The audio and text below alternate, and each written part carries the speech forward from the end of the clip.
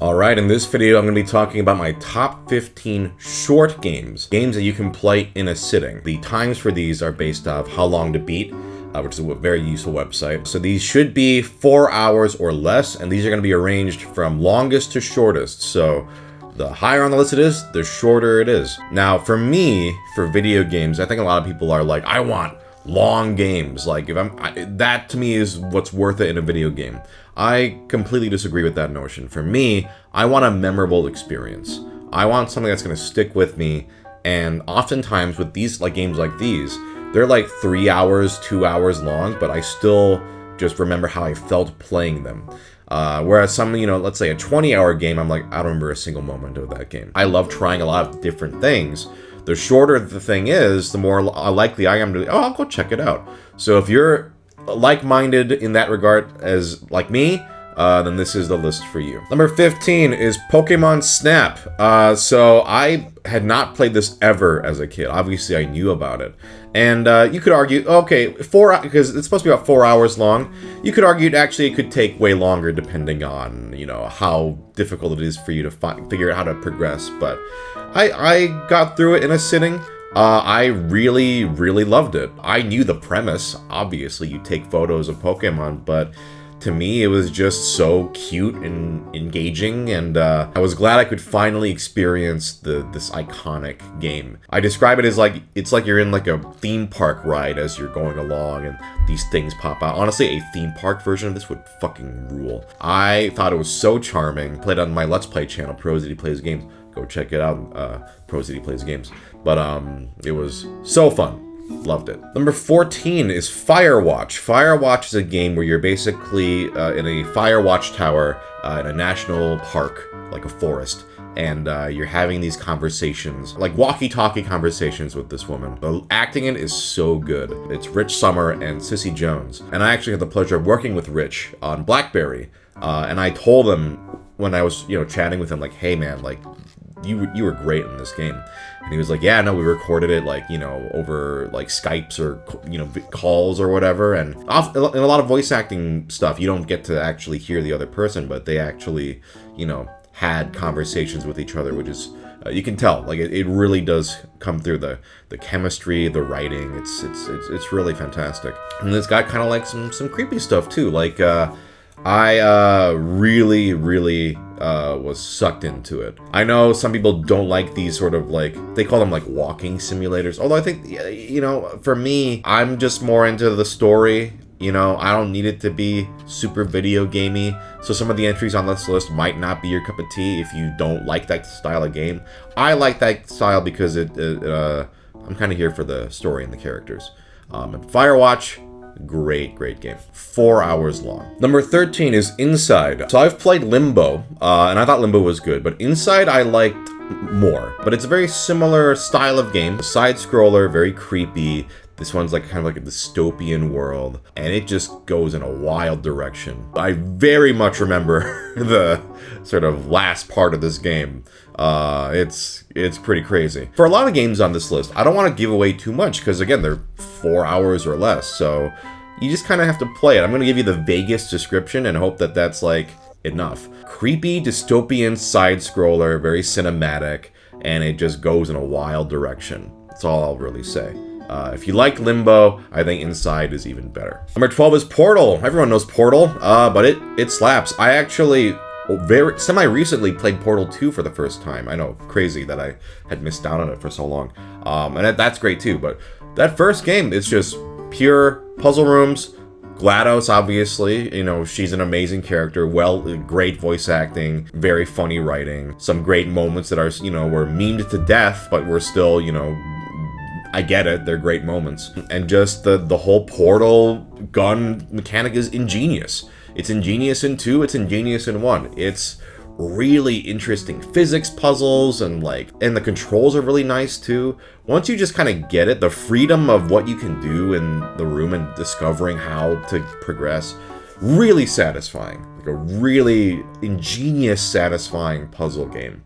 And then just happens to have great writing too. So Portal, the first one, it's short, it's great. If you haven't played Portal, don't wait around like I did. Just play it.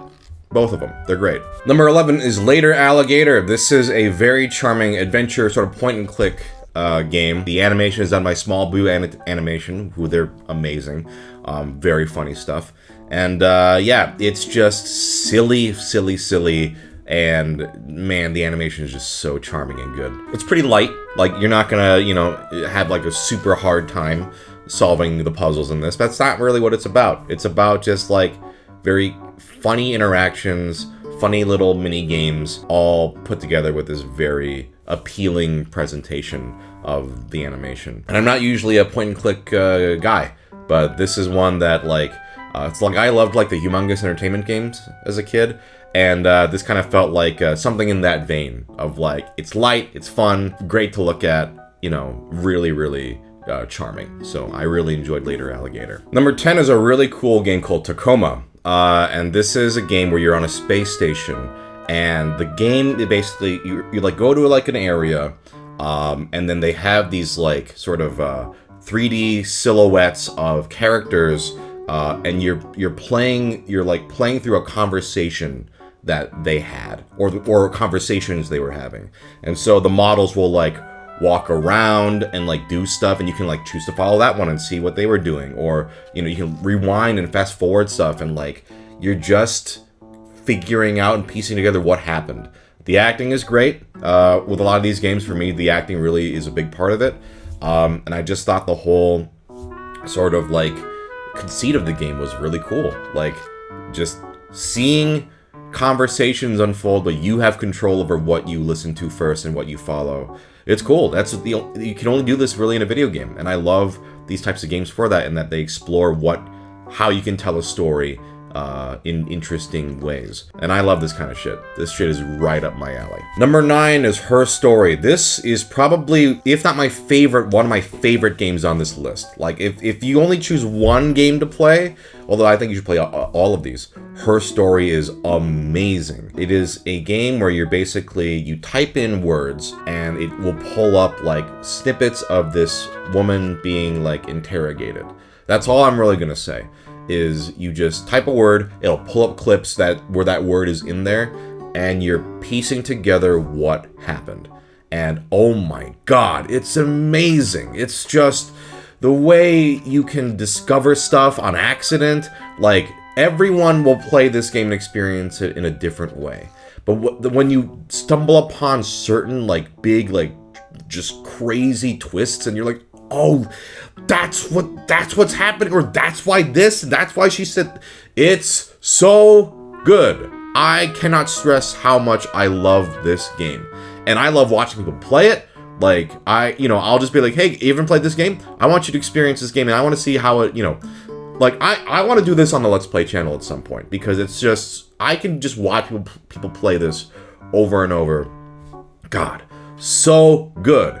And just the fact that, you can just type a word and see what comes up, genius concept. I hear there are other games by the same creator, and I want to play those too, but Her Story is like one of my favorite gaming experiences of all time. Number 8 is Donut County.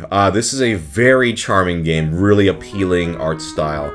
And you're basically a hole, and you go around and you drop stuff into the hole, and it gets bigger. I compare it favorably to like a Katamari experience, where, in Katamari, you roll the ball around, you get bigger. In this one, you're a hole, and you get bigger. Very simple concept, but aesthetically and gameplay-wise, it all just comes together in a really fun, charming package. It's great. Just drop things in the hole. It's fun.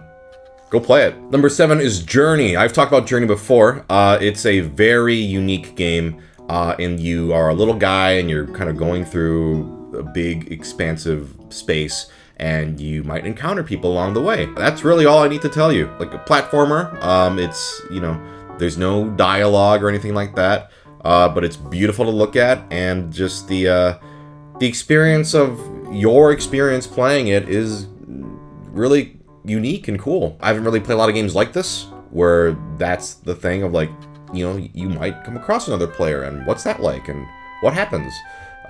It's cool. I hope when you play it, you'll have at least one interesting encounter. Number 6 is Gone Home. This one's short, so I really don't want to spoil anything in it. The premise is, You are coming back to your family home, and no one's there. And you're just kind of like going through the house and seeing what happened. I really like this kind of game. I know some people, it's like, what? I want more gameplay. I don't know. This is my kind of shit. It's atmospheric. For me, it was very memorable. It kind of was like watching like a movie that I could experience in my own way. I think it's a really special game. I think you should play it. I don't want to say too much about it. I just think it's really good. Number 5 is the Stanley Parable, another sort of walking style game.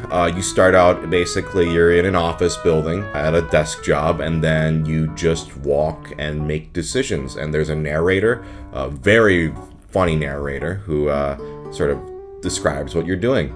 That's all I'm gonna say. It goes to wild directions, a lot of really funny stuff. A lot of really interesting things that happen. The achievements are very funny. For those who know, you know, they're just very unlike any other game. The shorter these games get, the more vague I have to be to not spoil anything. You just gotta experience it. If just for the narrator alone. He just does such a great job. Number 4 is What Remains of Edith Finch. Another walking style game, at least to start. You're basically going to a house and your family members from the past, a lot of them died in different ways. And you're just learning about how they died.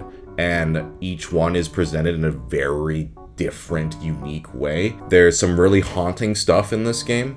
It's pretty heavy, I'll say that. But man, some moments were really, really stuck with me. There's one I won't spoil. I mean, I'm not gonna spoil any of them. There's one that was like, so I still think about it. So yeah, I think, for me, I was talking to friends recently about like why video games are art, because I do truly think they're art, and you know what separates them from movies and stuff, because you know a lot of video games try to be like movies, but I do think that something like this, What Remains of Edith Finch, it's proof that a video game is art. Like you having control over what you're doing, it makes it much more impactful and much more memorable, in my opinion. That's why, for example, like a horror game. Horror movies don't scare me, unfortunately. I wish they did. Horror games, okay, they still don't really scare me. But I'm a little more scared because I have control over what I see and what I'm doing. So just even that alone. Anyway, not to get on a whole spiel about it, but What Remains of Edith Finch is so damn good. Number 3 is The Beginner's Guide. This one is a little more divisive.